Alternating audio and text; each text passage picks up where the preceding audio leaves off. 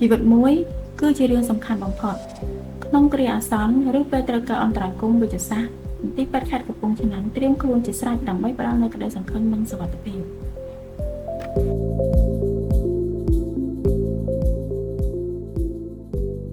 ផ្នែកវះកាត់យើងខ្ញុំសប្តាហ៍ថ្ងៃនេះដឹកនាំការវះកាត់ដោយក្រុមវិជ្ជាបណ្ឌិតដែលមានឯកទេសនិងបទពិសោធន៍ជាយូរឆ្នាំមកហើយដែលក្នុងនោះមានចំនួន7នាក់ដែលក្នុងនោះមានទី1រូបខ្ញុំវិជ្ជាបណ្ឌិតប៉ុលបូជាប្រធានផ្នែកទី2លោកវិជ្ជាបណ្ឌិតឡាយស៊ូគីជារូបប្រធានផ្នែក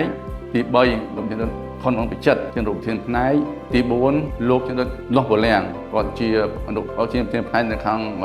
សលសាស្ត្រទី5លោកចំណិតសូសភត្រាទី6លោកចំណិតសេចសុភ័ណ្ឌនិងទី7លោកចំណិតឆាលៀងហួរតែប៉ុណ្ណោះយើងមានវិជ្ជាបណ្ឌិត4រូបទៀតតែគាត់ធ្វើការនៅផ្នែកសម្ភពនរស្ត្រីគឺលោកចំណិតលឹមណារ៉ាលោកស្រីវិជ្ជាបណ្ឌិតទុយមនិត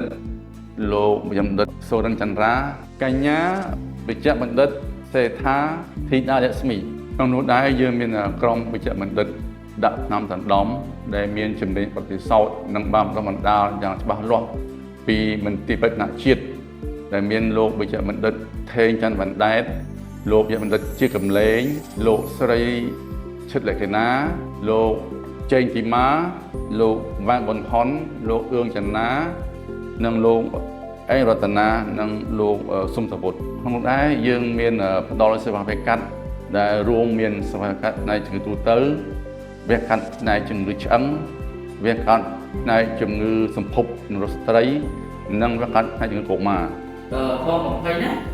ការវះកាត់អត់ចាស់ទេអញ្ចឹងខ្ញុំអាចនិយាយបាន20ហើយ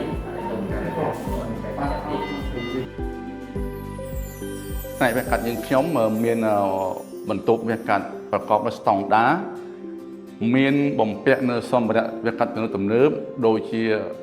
CAM គឺជាសម្ភារៈមួយយ៉ាងដែលយើងវះកាត់ឆ្អឹងដោយមិនបាច់បើកមុខ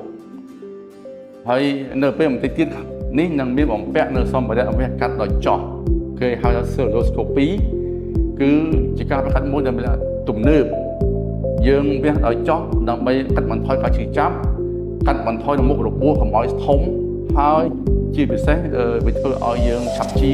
និងឆាប់បានវិលទៅប្រកបការងារដូចដើមវិញលើសពីការវះកាត់គឺការថែទាំក្រោយវះកាត់ក្រុមការងារយើងខ្ញុំផ្ដល់ការថែទាំតាមដានយ៉ាងយកចិត្តទុកដាក់រហូតដល់អ្នកជំងឺត្រឡប់ទៅផ្ទះវិញប្រកបដោយសុវត្ថិភាពនិងភាពកក់ក្ដៅ